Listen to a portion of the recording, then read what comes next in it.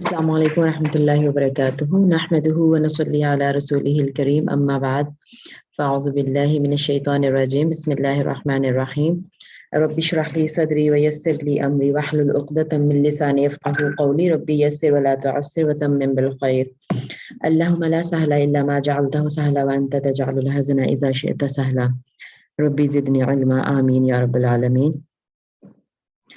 اللہ تعالیٰ کی تعریف، حمد و ثنا اور نبی پاک صلی اللہ علیہ وآلہ وسلم پر درود و سلام کے بعد انشاءاللہ اپنی کلاس کا آغاز کر رہے ہیں، اور اللہ تعالیٰ کا کروڑہا احسان کہ اس نے ہمیں اس قابل بنایا کہ ہم، اور اس توفیق دی، اللہ تعالیٰ کی توفیق کے بغیر کچھ ممکن نہیں کہ ہم یہاں دوبارہ بیٹھ سکے الحمدللہ۔ آج ہم نیا باب شروع کرنے جا رہے ہیں، بابو آدابی قضاء الحاجہ، قضاء حاجت کے آداب کا بیان۔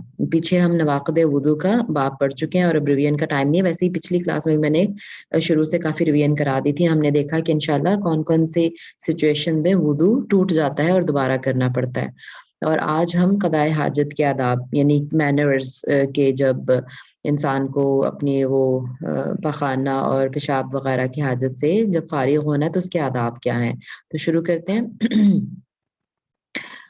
بلکہ مجھے وہ ایک یاد آ گئی کہ یہودی جو تھے وہ رسول اللہ صلی اللہ علیہ وسلم کا، یعنی جب آپ صلی اللہ علیہ وسلم یہ بتاتے تھے مینرز، تو وہ انہوں نے کہا کہ تمہارا نبی تمہیں یہ چیزیں بھی سکھاتا ہے۔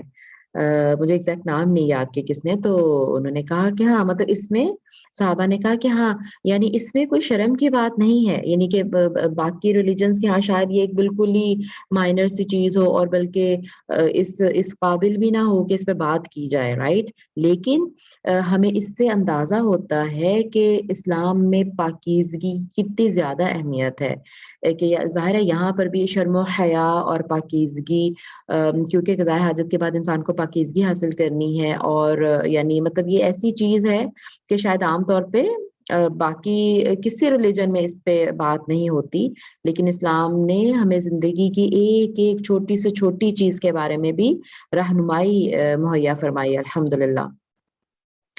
تو یہ ہمارے لیے قابل فخر بات ہے کہ ہمیں زندگی کے چھوٹے سے چھوٹے معاملے سے لے کے بڑے سے بڑے معاملے تک ہر قدم پہ رہنمائی ہمارے پاس موجود ہے اپنے دین سے۔ چلے شروع کرتے ہیں۔ پہلی حدیث اس سلسلے میں جو ہے وعن انس بن مالک رضی اللہ تعالی عنہ قال كان رسول الله صلی اللہ علیہ وسلم اذا دخل الخلاء ودع خاتمه۔ انس بن مالک رضی اللہ تعالیٰ عنہ سے روایت ہے کہ رسول اللہ صلی اللہ علیہ وسلم جب قضاء حاجت کے لیے تشریف لے جاتے، اذا دخل خلاء، جب خلا میں داخل ہوتے یعنی بیت الخلاء میں، رائٹ، وضع خاتمہ، تو اپنا خاتم کیا ہے، یعنی وہ سیل تھی ایک، آپ صلی اللہ علیہ وسلم نے نا، صحابہ نے بلکہ آپ صلی اللہ علیہ وسلم کے لیے چاندی کے اس میں یعنی ایک انگوٹھی سی بنا دی، اور اس پہ وہ ایک سٹیمپ سی وہ بن گئی، یعنی انگوٹھی کے اوپر جو تھا وہ کندھا تھا، وہ محمد رسول اللہ، ایسے محمد رسول اللہ۔ اور آپ کو پتہ ہے کہ رسول اللہ صلی اللہ علیہ وسلم نے کوئی دنیا کی فارمل ایجوکیشن تو حاصل نہیں کی تھی، پڑھنا لکھنا نہیں جانتے تھے وہ، تو رسول اللہ صلی اللہ علیہ وسلم کو جب پھر وہ مطلب ایز اے لیڈر ان کو جب ضرورت پڑی کہ وہ خط و کتابت یا میسیجز وغیرہ پہ ان کا اپنا وہ ایک نام ہو کہ ہاں بھی ان کی طرف سے ہے، تو وہ اسٹیمپ کے طور پہ وہ اپنی وہ انگوٹھی کو استعمال کرتے، تو اسی لیے خاتم اس کو لکھا ہوا ہے، یعنی اسٹیمپ، ٹھیک ہے، جیسے سیل بھی کہتے ہیں اس کو، کیونکہ وہ پیغام کے اینڈ پہ جیسے ایک سٹیمپ لگ جاتی ہے کہ ہاں، تو وہ آپ صلی اللہ علیہ وسلم اپنی اس انگوٹھی سے لگاتے ہوتے تھے، تو صحابہ نے ہی وہ آپ صلی اللہ علیہ وسلم کے لیے بنا دی تھی اور چاندی کی تھی وہ۔ اچھا، تو اب یہاں پہ حدیث جو ہے وہ یہ بتا رہی ہے کہ جب آپ صلی اللہ علیہ وسلم قضاء حاجت کے لیے جاتے تو آپ اس کو نکال دیتے، یعنی وعدہ اس کو رکھ دیتے، ٹھیک ہے، یعنی اس کو سائڈ پہ رکھ دیتے۔ خیر یہ روایت تو معلول ہے، یعنی اس میں تھوڑا سا وہ پرابلم یہ ہے کہ جس روایت جو ہے وہ سماع ثابت نہیں ہے، یعنی اس میں بیچ میں گیپ ہے سند میں، ٹھیک ہے، تو جس کی وجہ سے یہ ضعیف بھی ہے حدیث، لیکن چونکہ اس میں ایک مینر ہے اور اس کی تائید باقی حدیث سے بھی ہوتی ہے، جیسے میں نے آپ کو کہا نا، تو کہ مطلب اس کے اگر کوئی ضعیف بھی ہو لیکن اسی میسج کو باقی کچھ احادیث جو سٹرونگ ہو وہ سپورٹ کر رہی ہوں تو پھر وہ لے لی جاتی ہے۔ تو اس سے جو ایک ہمیں فائدہ پتہ چل رہا ہے وہ یہ ہے، جو مینر سمجھ آ رہی ہے کہ ایسی کوئی چیز جس پہ کوئی قرآنی آیت لکھی ہے یا اللہ تعالیٰ کا کوئی بھی نام لکھا ہے، کیونکہ محمد رسول اللہ یہ لکھا ہوا تھا اس کے اوپر صلی اللہ علیہ وسلم، تو وہ آپ صلی اللہ علیہ وسلم اتار دیتے تھے. تو ایسی کوئی بھی چیز جس پہ نبی صلی اللہ علیہ وسلم کا نام لکھا ہے، کوئی قرآنی آیت لکھی ہے یا اسماء الحسنہ میں سے کچھ ہے، تو وہ بیت الخلاء میں نہیں لے کر جانی، ٹھیک ہے، اس کو اتار دیں. اب اس میں کوئی یہ نہ کنفیوز اس کو کرے کہ بھئی موبائل لے کے جانا ہے کہ نہیں، یہ بھی کوسچن پوچھا جاتا ہے، کیونکہ موبائل میں بھی پورا قرآن ہے، رائٹ؟ تو اس کے اندر ہے نا پورا قرآن، یعنی وہ ڈسپلے تو نہیں ہو رہا نا اوپر، یعنی اگر فار ایگزامپل آپ نے کھولا ہوا ہے موبائل پہ قرآن، کھولا ہوا ہے، اس کی اسکرین پہ ڈسپلے ہو رہا ہے، تو پھر آپ مت لے کے جائیں، ٹھیک ہے.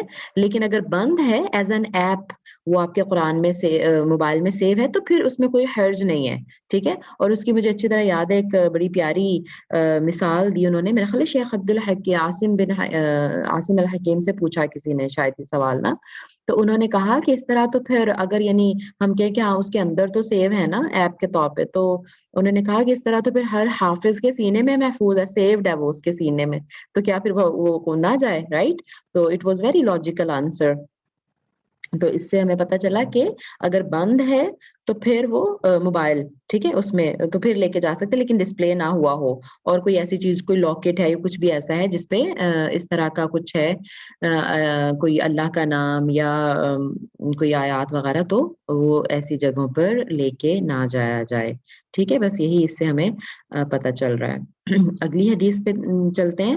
وعنہ اور انہی سے رضی اللہ تعالیٰ عنہ، اس کا کیا مطلب ہے کہ انس بن مالک سے تھی نا پہلی، انہی سے دوبارہ یہ روایت ہے.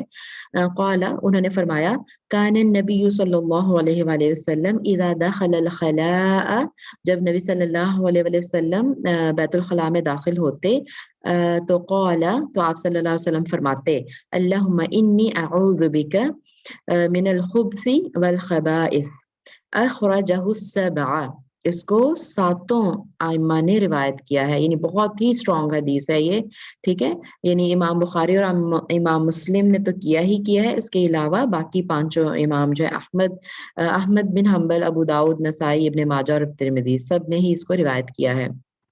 اور یہ بڑی فیمس دعا ہے، آئی ہوپ کہ سب کو انشاءاللہ پتہ ہوگی، اور خدا نخواستہ اگر کسی کو نہیں بھی پتہ تو اس کو ضرور خود بھی پڑھیں، اور اپنے بچوں کو بھی ضرور جو ہے وہ یہ یاد کروائیں.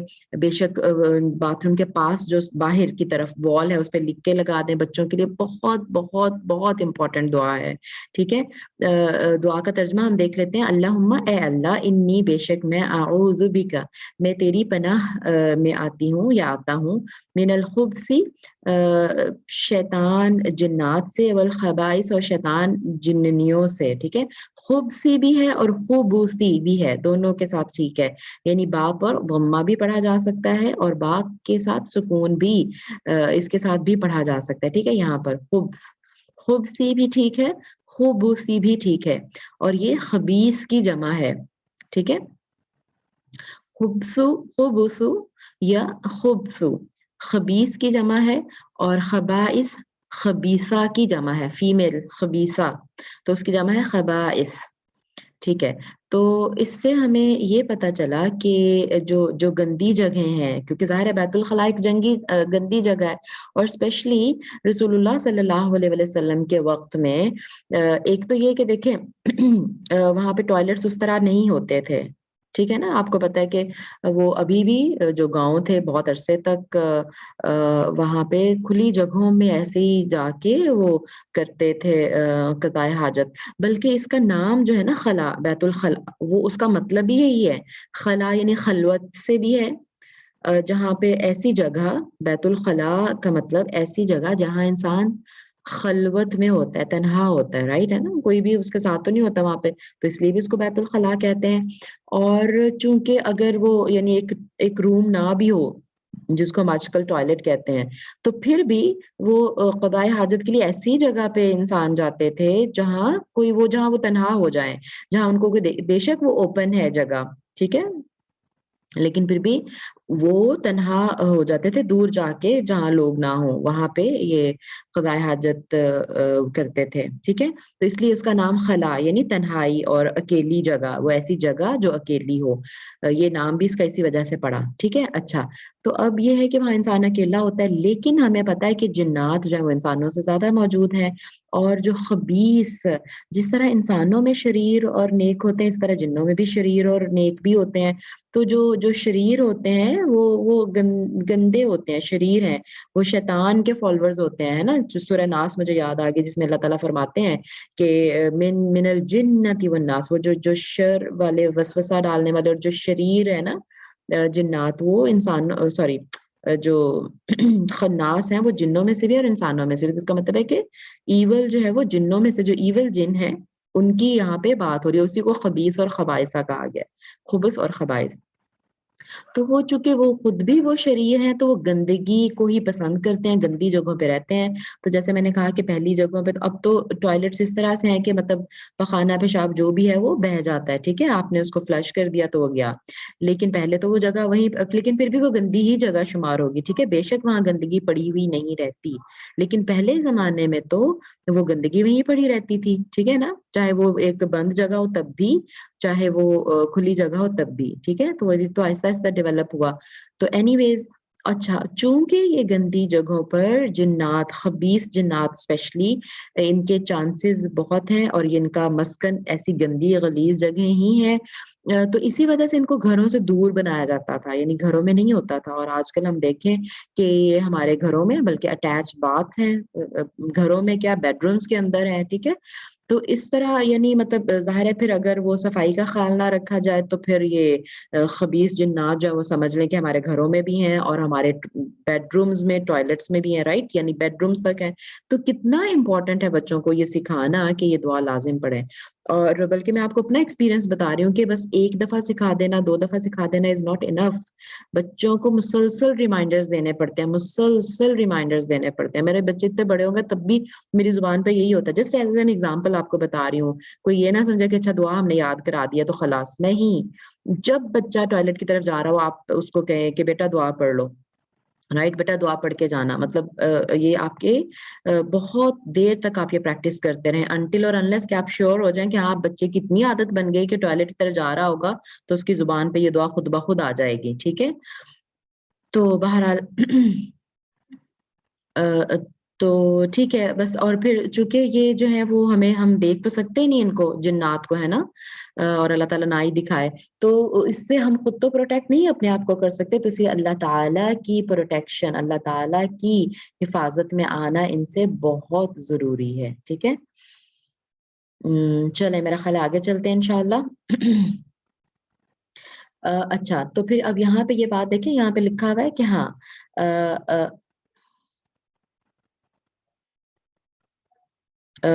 ہاں یہاں پہ دیکھیں کہ اگر تو دیکھیں جب ہم کہہ رہے ہیں نا داخل ہوتے، تو اگر تو اب آج کل جیسے بند ہیں رومز، ٹھیک ہے، تو وہاں پہ تو وہ داخل ہوتے ہوئے پڑھ لیں گے، اندر جا کے نہیں پڑھنی، باہر ہی پڑھنی ہے، ٹھیک ہے، پڑھ کے داخل ہوں گے۔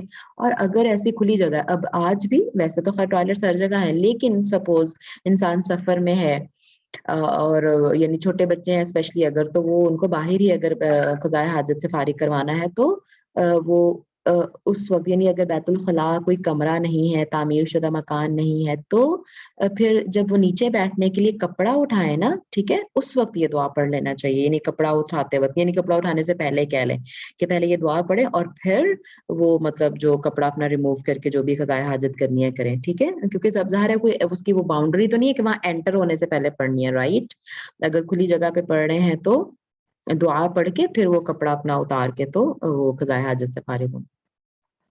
ٹھیک ہے آگے چلتے ہیں، اگلی حدیث ہے وعنہ رضی اللہ تعالی عنہ، جب عنہ آ گیا تو اس کا مطلب ہے پھر انہی سے روایت ہے، ٹھیک ہے، انہی کی ایک اور روایت آ رہی ہے، انس بن مالک رضی اللہ عنہ، اور راوی کی خیر بات تو نہیں ہوئی، مجھے یاد ہے اچھی طرح ہم راوی کی بات کرتے ہوتے تھے، بلکہ میں تو ریپیٹ بھی کی میں نے کچھ کلاسز میں، حالانکہ ان کی پچھلی کلاس میں بات ہو جاتی تھی، پھر بھی تاکہ ہمیں ان کے صحابہ کے بارے میں تھوڑا یاد ہو جائے انفارمیشن۔ تو انس بن مالک کون ہے؟ ایسے میرا دل ایک دم کیا کہ میں پوچھوں آپ سے، کوئی بتانا چاہے گا انس بن مالک کون ہے؟ کچھ تھوڑا سا ان کے بارے میں انٹروڈکشن یا کوئی خاص بات ان کے بارے میں یاد ہے کسی کو؟ ہم نے کی ہوئی ہے بات ان کے بارے میں. ظاہر ہے نئے راوی نہیں ہے یہ. شاباش, کوئی آنا چاہے گا؟ ہاتھ اٹھائے, میں آپ کا مائک آن کرتی ہوں. ایسے ایک دم میرا دل چاہا اچھا پوچھوں, کچھ یاد ہے کسی کو کہ نہیں؟ جی خواتین. اچھا چلے ٹھیک ہے, پھر ٹائم بہت کم ہے اس لیے میں آگے بڑھتی ہوں. انس بن مالک رضی اللہ تعالیٰ عنہ وہ صحابی ہیں جو آپ صلی اللہ علیہ وسلم کے مطلب تھے. اچھا نائلہ جی چلے آئیں. جی جی یہ السلام علیکم. وعلیکم یہ خادم تھے حضرت حضور پاک صلی خادم اللہ علیہ رسول وسلم صلی اللہ کے. علیہ وسلم. جی اسپیشل ان کو دیا تھا آپ صلی اللہ علیہ وسلم کو خدمت کے کس لیے, نے؟ ان کی والدہ نے. ہاں ان کی والدہ نے, بالکل. سبحان اللہ. اور کیا ایج تھی ان کی جب آپ صلی اللہ علیہ وسلم کے پاس آئے؟ بہت چھوٹے تھے, 10 سال 6 کے تھے. سال ہاں 7 سال ایسے تھی ہاں, شاید ایج. 10 سال کی عمر میں. جی ٹھیک ہے, بالکل جزاک اللہ خیر. ہاں بالکل چھوٹی عمر میں. اور دیکھیں ماشاءاللہ وہ مائیں سبحان اللہ, جب آپ صلی اللہ علیہ وسلم مدینہ آئے نا ہجرت کر کے, تو ان کی والدہ کا نام ہے ام سلیم, رائٹ. تو انہوں نے ان کی یعنی ان کی والدہ نے ان کو خود رسول اللہ صلی اللہ علیہ وسلم کی خدمت میں پیش کیا.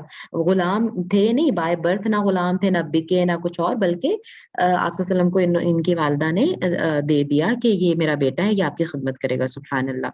اور کتنی ان کے خوش نصیبی کہ پھر آپ صلی اللہ علیہ وسلم کی خدمت میں رہے. اور انس بن مالک سے بہت ساری احادیث روایت ہیں, اور یہ کہتے ہیں کہ میں نے 10 سال رسول اللہ صلی اللہ علیہ وسلم کی خدمت کی. ظاہر ہے جب 10 سال کے تھے تو آپ صلی اللہ علیہ وسلم کی خدمت میں آئے نا, تو 10 سال آپ صلی اللہ علیہ وسلم نے مدینہ میں گزارے نا, ہے نا. مدنی زندگی 10 سال کی ہے, تو یہ 10 سال پوری, یعنی پھر وہ 10 سال آپ صلی اللہ علیہ وسلم کی زندگی جب تک تھی آپ یہ ان کے پاس رہے. تو یہ کہتے ہیں 10 سال میں نے آپ صلی اللہ علیہ وسلم کے ساتھ گزارے, آپ صلی اللہ علیہ وسلم کی خدمت کی. اور آپ صلی اللہ علیہ وسلم نے مجھے کبھی نہیں ڈانٹا. یعنی مطلب ان کو جب جیسے چھوٹے بچے تھے 10 سال کے, جب آپ صلی اللہ علیہ وسلم کے پاس آئے تو آپ نے ان کو کوئی کام کرنے کے لیے باہر بھیجا, باہر بچوں کے ساتھ کھیلنے لگ گئے ہیں. اب واپس یعنی وہ آپ سے پھر نکلے ہیں اور پھر پوچھیں کہ انس میں نے آپ کو کس لیے بھیجا تھا, رائٹ. یعنی ڈانٹا نہیں, اور پھر بھی پیار سے ان کو کہا. سبحان اللہ. چلے آگے چلتے ہیں. تو انس بن مالک رضی اللہ تعالیٰ عنہ سے ہی یہ بھی حدیث روایت ہے. قال, انہوں نے کہتے ہیں کان رسول اللہ صلی اللہ علیہ وسلم یدخل الخلاء, جب آپ صلی اللہ علیہ وسلم خلاء بیت الخلاء میں داخل ہوا کرتے تھے, کان رسول اللہ یعنی داخل ہوتے, فاحمل تو میں اٹھاتا, فعل مضارع احمل میں اٹھاتا, اور پھر انا میں, یعنی میں 2 دفعہ آ گیا, میں اٹھاتا, وغلام اور ایک غلام. اچھا غلام نا لڑکے کے لیے عربک میں بولا جاتا ہے. غلام کا مطلب وہ غلام نہیں جس کو ہم غلام سمجھتے ہیں, ٹھیک ہے, ایک لڑکا یعنی خادمی کہہ لیں وہ بھی. نحوی میری طرح کا, ٹھیک ہے, کہ میں اور میری طرح کا ایک غلام, یا میری طرح سے کیا مراد ہے, یعنی میری عمر کا ایک لڑکا. اداوتن ایک برتن, ممائن پانی سے, یعنی پانی کا بھرا ہوا ایک برتن, وعنزتن اور ایک چھوٹا نیزہ, فیستنجیا بس وہ استنجا کرتے, بالمائی پانی کے ساتھ. متفقن علیہ, متفقن علیہ کا کیا مطلب ہے کہ بخاری اور مسلم دونوں میں یہ حدیث موجود ہے. اور اس سے ہمیں کیا پتہ چل رہا ہے کہ رسول اللہ صلی اللہ علیہ وسلم پانی سے یعنی استنجا کرتے تھے, کیونکہ اس وقت پانی استعمال کرنا عام نہیں تھا. ٹھیک ہے, زیادہ تر یعنی آپ صلی اللہ علیہ وسلم بھی یعنی صحابہ بھی جو تھے وہ مٹی سے کرتے تھے, ٹھیک ہے نا, پتھر سے, مٹی کے پتھر سے. وہ جو راک والا پتھر ہے وہ نہیں, ظاہر ہے وہ تو ویسے انسان کو زخمی کر سکتا ہے نا, مٹی کا جو ڈھیلا جس کو کہتے ہیں نا, اس سے. تو خیر یہاں پہ جو ہمیں باتیں پتہ چل رہی ہیں اس حدیث سے, ایک تو یہ کہ اپنے سے کم عمر یا کم مرتبے والے شخص سے خدمت لینا جائز ہے, ٹھیک ہے, کیونکہ میں نے آپ سے کہا, آپ کو بتایا نا کہ وہ غلام نہیں تھے. انس بن مالک جو تھے غلام نہیں تھے, خریدا ہوا نہیں تھا ان کو رسول اللہ صلی اللہ علیہ وسلم نے, ٹھیک ہے, نہ ہی وہ بائی برتھ غلام تھے کہ غلام کا بچہ غلام آگے جیسے چلتا ہے اس طرح نہیں تھا, ٹھیک ہے. تو ویسے خدمت لینا وہ جائز ہے, ٹھیک ہے. اچھا دوسری بات, پانی کے ساتھ استنجا کرنا, ٹھیک ہے, میں نے کہا کہ اس وقت یہ عام نہیں تھا. اور پھر پانی سے استنجا کا افضل ہونا, یعنی یہ بہترین ہے کہ پانی سے کیا جائے, زیادہ صفائی کا باعث ہے. اور پھر ڈھیلے اور پانی دونوں سے استنجا کرنا تو افضل ترین ہے, جیسا کہ جمہور علماء کا مذہب ہے.